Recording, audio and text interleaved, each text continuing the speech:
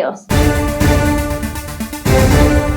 Jagtial municipal ఎన్నికల ప్రచారంలో Congress party senior నాయకుడు మాజీ ఎమ్మెల్యే జీవన్ రెడ్డి భావోద్వేగానికి లోనయ్యారు.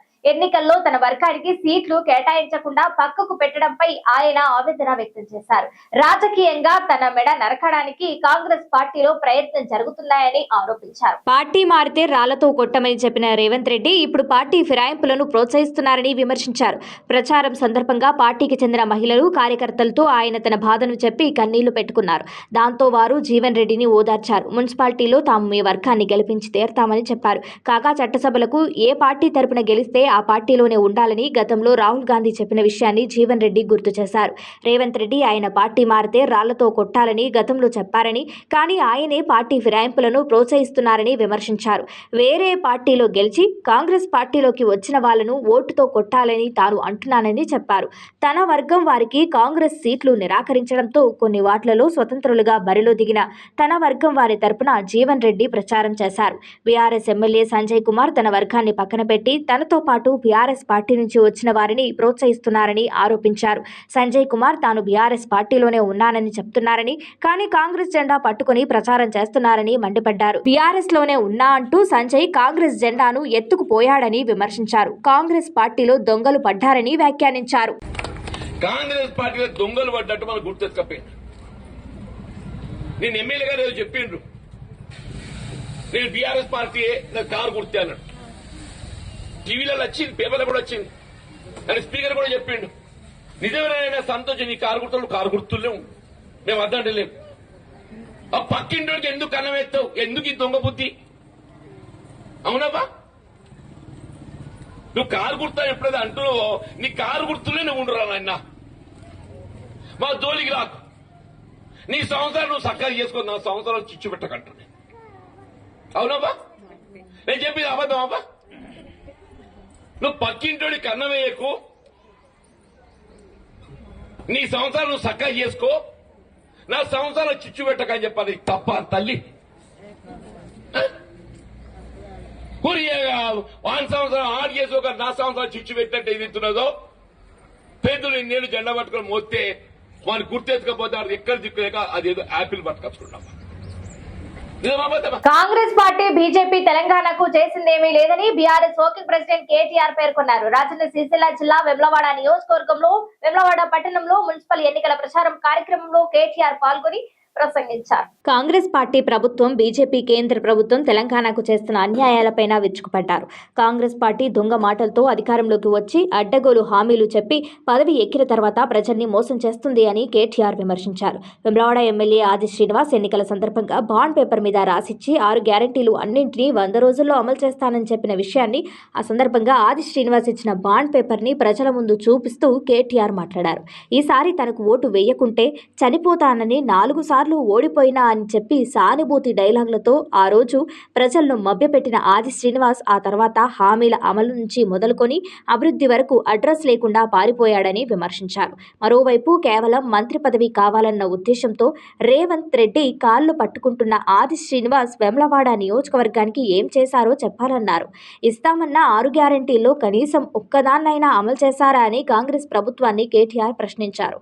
ఒకవేళ ఇన్ని రకాల మోసాల తర్వాత, ద్రోహాల తర్వాత కూడా ఈ మున్సిపల్ ఎన్నికల్లో కాంగ్రెస్ పార్టీకి ఓటు వేస్తే ప్రజలకు మేము చెప్తున్నదే సరైంది అని, ప్రజలు కాంగ్రెస్ కి అనుకూలంగా తీర్పు ఇస్తున్నారని రేవంత్ రెడ్డి కాంగ్రెస్ ప్రభుత్వం భావిస్తున్నదని, హామీల అమలుపైన భవిష్యత్తులోనూ దృష్టి పెట్టే అవకాశమే ఉండదని కేటీఆర్ హెచ్చరించారు. అందుకే కాంగ్రెస్ ప్రభుత్వం చెప్పిన హామీలు, ముఖ్యంగా 4000 పెన్షన్, ఆసరా పెన్షన్ నుంచి మొదలుకొని రైతు భరోసా, కళ్యాణ లక్ష్మి, షాదీ ముబారక్, తులం బంగారం రావాలన్న ఖచ్చితంగా ఈ ఎన్నికల్లో కాంగ్రెస్ పార్టీకి వ్యతిరేకంగా ఓటు వేయాలని, అప్పుడే తాము చేస్తున్న మోసాలపైన ప్రజలు కోపంగా, ఆగ్రహంగా ఉన్నారన్న విషయాన్ని తెలుసుకుంటుందన్నారు.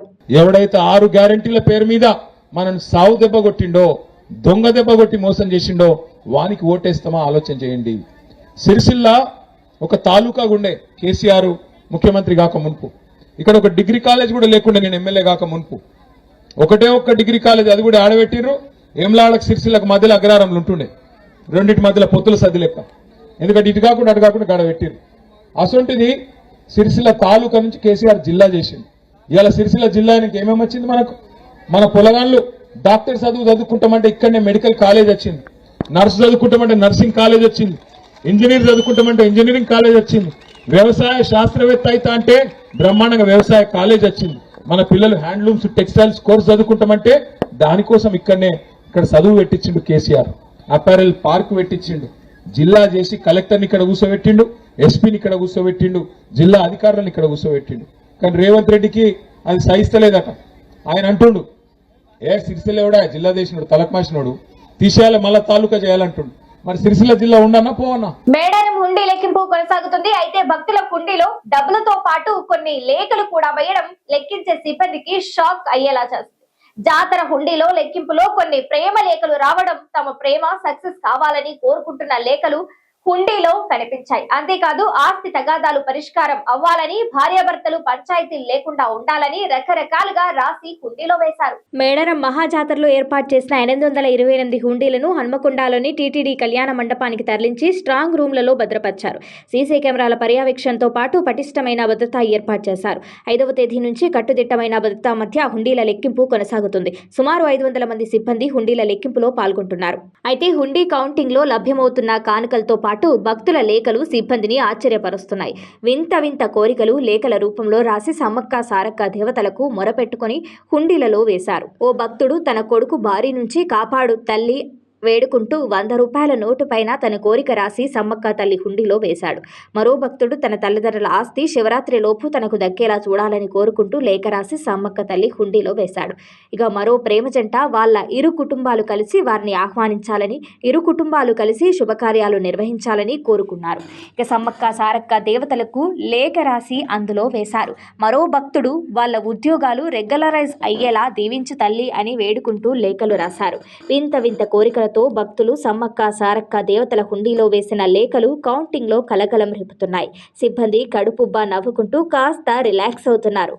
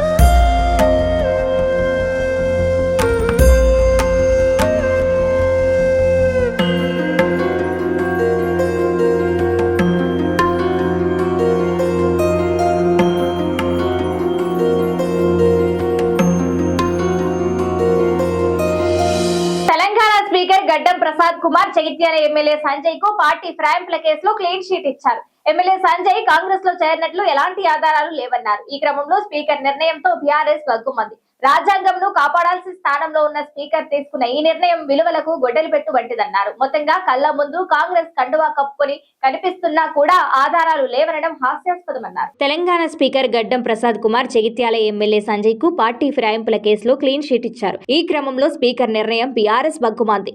రాజ్యాంగంను కాపాడాల్సిన స్థానంలో ఉన్న స్పీకర్ తీసుకున్న ఈ నిర్ణయం విలువలకు గొడ్డలి పెట్టు వంటిదన్నారు.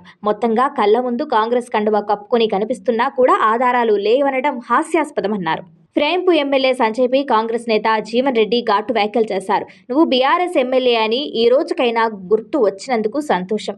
ఇక నుంచైనా నీ సంసారం నువ్వు చేసుకో, నా కాంగ్రెస్ కుటుంబం సంసారం నేను చేసుకుంటాను అంటూ జీవన్ రెడ్డి సంచలన కామెంట్స్ చేశారు. కాంగ్రెస్ పార్టీలో దొంగలు పడ్డట్టు మనకు గుర్తెచ్చుకపోయింది. నేను ఎమ్మెల్యే గారు చెప్పిండ్రు, నేను బీఆర్ఎస్ పార్టీ నాకు కారు గుర్తే అన్నాడు. టీవీలలో వచ్చింది, పేపర్లో కూడా వచ్చింది, అని స్పీకర్ కూడా చెప్పిండు. నిజమేనా సంతోషం, నీ కారు గుర్తులేము, మేము అద్దంటలేము. ఆ పక్కింటోడికి ఎందుకు అన్నమెత్తావు, ఎందుకు ఈ దొంగ బుద్ధి? అవునబ్బా, నువ్వు కారు గుర్తా ఎప్పుడైతే అంటున్నావో నీ కారు గుర్తులే నువ్వు ఉండరా నాయన, మా జోలికి రాకు. నీ సంవత్సరాలు నువ్వు చక్కగా చేసుకో, నా సంవత్సరాలు చిచ్చు పెట్టకంటున్నా. అవునబ్బా? నేను చెప్పింది అబద్ధం అబ్బా? నువ్వు పక్కింటోడి కన్నం వేయకు, నీ సంవత్సరాలు నువ్వు చక్కగా చేసుకో, నా సంవత్సరాలు చిచ్చు పెట్టకని చెప్పాలి. తప్ప తల్లి వాని సంవత్సరం ఆరు చేసుకోక నా సంవత్సరాలు చిచ్చు పెట్టంటే ఏది ఇస్తున్నదో పెద్దలు నేను జెండా పట్టుకొని మోస్తే వాడిని గుర్తెత్తుకపోతే వాడు ఎక్కడ దిక్కులేక అదేదో యాపిల్ పట్టుకొచ్చుకున్నాం. తెలంగాణ మున్సిపల్ ఎన్నికల వేళ అధికార విపక్షాల మధ్య మాటలు తూటాలు పేలుతున్నాయి. ప్రతిపక్షాలపై అధికార పార్టీ తీవ్ర విమర్శలు చేస్తుంది. ప్రతిపక్షాలు ప్రభుత్వంపై మండిపడుతున్నాయి. ఇక పోలింగ్ దగ్గర పడుతున్న వేళ ప్రచారం జోరు మరింత పెరిగింది. ఈ సందర్భంగా మాజీ మంత్రి ఎమ్మెల్యే హరీష్ రావు తాజాగా ముఖ్యమంత్రి రేవంత్ రెడ్డికి సవాల్ విసిరారు. సిగాచి దుర్ఘటనలో చనిపోయిన వారి కుటుంబాలకు సీఎం కోటి పరిహారం ఇచ్చినట్లు నిరూపిస్తే తన ఎమ్మెల్యే పదవికి రాజీనామా చేస్తానని హరీష్ రావు సవాల్ చేశారు. ఇస్నాపూర్లో నిర్వహించిన మున్సిపల్ ఎన్నికల ప్రచారంలో భాగంగా సిగాచి కంపెనీ బాధితుల గురించి హరీష్ రావు ప్రస్తావించారు. ఆ ఘోర ప్రమాదంలో ఏకంగా 54 మంది చనిపోయినా ప్రభుత్వానికి చీమ కుట్టినట్లు కూడా లేదని హరీష్ రావు ఆగ్రహం వ్యక్తం చేశారు. సిగాచి బాధిత కుటుంబాలకు కోటి పరిహారం ఇస్తామని చెప్పిన రేవంత్ ప్రభుత్వం ఇప్పటి వరకు వారికి ఒక్క పైసా కూడా ఇవ్వలేదని ఆరోపించారు. తెలంగాణలో సంచలనం రేపుతున్న ఎమ్మెల్యే ఫిరాయింపు అంశం సుప్రీంకోర్టులో మరోసారి విచారణకు వచ్చింది. ఈ వ్యవహారంలో ఏదో ఒక నిర్ణయం తీసుకోవాలని గత విచారణలోనే సుప్రీంకోర్టు తెలంగాణ అసెంబ్లీ స్పీకర్ గడ్డం ప్రసాద్ కుమార్ కు ఆదేశాలు జారీ చేసింది. ఇక ఈ వ్యవహారంలో వాదనలు విన్న justice Augustine George, justice Sanjay Karol నేతృత్వంలోని సుప్రీంకోర్టు ద్విసభ్య ధర్మాసనం ముందు అభిషేక్ మను సింఘి వాదనలు వినిపించారు. ఎమ్మెల్యేల అనర్హతపై దాఖలైన పిటిషన్లను స్పీకర్ ప్రసాద్ కుమార్ ఇప్పటికే విచారణ చేస్తున్నట్లు కోర్టు దృష్టికి తీసుకెళ్లారు. ఇప్పటి వరకు పార్టీ మారినట్లు పేర్కొన్న 10 మంది ఎమ్మెల్యేల్లో 8 మందికి సంబంధించి స్పీకర్ క్లీన్ షీట్ ఇచ్చినట్లు వెల్లడించారు. అయితే ఈ ప్రక్రియ పూర్తి చేసేందుకు ప్రభుత్వానికి మరింత సమయం పడుతుందని, అందుకే మార్చి నెల మధ్య నాటికి సమయం ఇవ్వాలని ఈ సందర్భంగా అభిషేక్ మను సింఘి సుప్రీంకోర్టు ధర్మాసనానికి విజ్ఞప్తి చేశారు. అయితే మరోసారి గడువు ఇవ్వాలని కోరడం పట్ల బీఆర్ఎస్ పార్టీ తరపున వాదనలు వినిపిస్తున్న లాయర్ మెహిదర్ రావు మిగిలిన 2 ఎమ్మెల్యేల విషయంలోనే స్పష్టంగా ఆధారాలు ఉన్నాయని కోర్టుకు విన్నవించారు. ఆ 2 ఎమ్మెల్యేలను స్పీకర్ విచారణ జరపడానికి ఇంకా ఏమీ లేదని పేర్కొన్నారు. ఆ 2లో ఒక ఎమ్మెల్యే బీఆర్ఎస్ పార్టీ తరపున పోటీ చేసి గెలిచి కాంగ్రెస్ పార్టీ తరపున ఎంపీగా పోటీ చేసినట్లు పేర్కొన్నారు. మొదట 4 వారాల్లో విచారణ పూర్తి చేస్తామని చెప్పి ఇప్పుడు మున్సిపల్ ఎన్నికల పేరుతో మరోసారి సాకులు వెతుక్కుంటున్నారని కోర్టుకు తెలిపారు. బీఆర్ఎస్ పార్టీకి ఎమ్మెల్సీ పదవికి రాజీనామా చేసిన తెలంగాణ జాగృతి కవిత తాను సొంతంగా పార్టీ ఏర్పాటు చేయనున్నట్లుగా ఇప్పటికే ప్రకటించిన విషయం తెలిసిందే. ఈ నేపథ్యంలో తాజాగా చిట్చాట్ లో కవిత కొన్ని ఆసక్తికర వ్యాఖ్యలు చేశారు. తెలంగాణ రాజకీయాల్లో విమర్శలు హద్దు దాటి తీవ్ర స్థాయికి చేరుకుంటున్నాయని కవిత పేర్కొన్నారు. జాతిని, నేతలను అవమానించేలా చేసే వ్యాఖ్యలు ఆమోదయోగ్యం కావని తీవ్ర విమర్శలు గుప్పించారు. తెలంగాణ చరిత్రలో కేసీఆర్ కు అంటూ ఒక పుస్తకమే ఉంటుందని, అది చెరిపివేస్తే చెరిగిపోయేది కాదని కవిత తెలిపారు. రాజకీయంగా కేసీఆర్ ను ఎదుర్కొనే ధైర్యం రేవంత్ రెడ్డికి లేదని మండిపడ్డారు. ఇక రాష్ట్రంలో పెను సంచలనం సృష్టించిన ఫోన్ ట్యాపింగ్ వ్యవహారంపైన కవిత కీలక వ్యాఖ్యలు చేశారు. అసలు ఫోన్ ట్యాపింగ్ చేయాలని ఆదేశాలు ఇచ్చిన పెద్ద చేపను వదిలేసి ఈ కేసులో చిన్న చేప అయిన ప్రణీత్ రావుపై సిట్ అధికారులు చర్యలు తీసుకుంటున్నారని ఆరోపించారు. ఫోన్ ట్యాపింగ్ కేసులో సిట్ దర్యాప్తు తర్వాత నిందితుడిగా ఉన్న డీఎస్పీ ప్రణీత్ రావును రేవంత్ రెడ్డి ప్రభుత్వం సీఐగా డిమోట్ చేసినట్లు గుర్తు చేశారు. కానీ ఈ ఫోన్ ట్యాపింగ్ కేసులో చిన్న చేపలను పట్టుకుని పెద్ద చేపలను వదిలేస్తున్నారని మండిపడ్డారు. ఈ కేసును టీవీ సీరియల్ లాగా సాగతిస్తున్నారని అన్నారు. గుంటనక్క గారు, అదేవిధంగా నమస్తే తెలంగాణ, అదేవిధంగా టీ న్యూస్, అదేవిధంగా కేటీఆర్ గారు, బీఆర్ఎస్ పార్టీ మొత్తం ఎంతసేపు దీన్ని ఎట్లా చేస్తున్నారంటే స్మాల్ ఫిష్ను వదిలేసి బిగ్ ఫిష్ను కాపాడుతున్నారు. చిన్న చేప పిల్లను పట్టుకున్నట్టు చూపించి తిమింగలాన్ని కాపాడుతున్నారు. ఈ విషయం అంతా సృజన్ రెడ్డి చుట్టూ తిప్పుతురు. ఈ సృజన్ రెడ్డి అనేటోడు సీఎం బామ్మర్ది కాబట్టి, ఈయనకు టెండర్లు వచ్చినాయి కాబట్టి ఈయన కోసం ఇదంతా చేస్తున్నారని. వాస్తవానికి ఏంటంటే నయని అనేటటువంటిది పెద్ద తిమింగలం మెగా కృష్ణారెడ్డి గారి కోసం. అది 25,000 కోట్ల ప్రాజెక్టు నైని అనేది. ఈ సృజన్ రెడ్డి అనే చిన్న చేప పిల్లకు వచ్చింది 250 కోట్ల ప్రాజెక్టు. సో ఈ 250 కోట్ల ప్రాజెక్ట్ వచ్చినని చూపించి పెద్ద తిమింగలాన్ని వదిలిపెట్టాలనే ప్రయత్నం గుంటనక్క గారు తీవ్రంగా చేస్తున్నారు. ఇక్కడ ప్రాబ్లం ఏంది అంటే ఫస్ట్ నుంచి కూడా ఈ గుంటనక్క గారికి ఈ సృజన్ రెడ్డి అనేటోని పుట్టించిందే, ఈ సృజన్ రెడ్డి అనేటోనికి టెండర్ ఇచ్చిందే, ఈ సృజన్ రెడ్డి అనేటోని కాంట్రాక్టర్గా నిలబెట్టిందే ఈ గుంటనక్క గారు. ఆయన ఇరిగేషన్ మినిస్టర్గా ఉన్నప్పుడు సృజన్ రెడ్డికి మొదటి కాంట్రాక్ట్ వస్తుంది. ఇదే సింగరేణిలో రెండు వచ్చినాయి బొగ్గు గనులు బీఆర్ఎస్ హయాంలో సృజన్ రెడ్డికి. అప్పుడు గుర్తు రాలేదా సృజన్ రెడ్డి రేవంత్ రెడ్డి బావమరదని? ఇవాళ నేనేమంటున్నా అంటే కాంగ్రెస్ని మీరు ఎక్స్పోజ్ చేయండి, కానీ ఎవరి కోసం ఎక్స్పోజ్ చేస్తారు? మీరు కార్మికుల కోసం చేస్తురా? సింగరేణి సంస్థను కాపాడడం కోసం చేస్తురా, అవినీతి నిరోధించడానికి చేస్తురా, లేకపోతే తిమింగలాన్ని కాపాడడానికి చేస్తురా?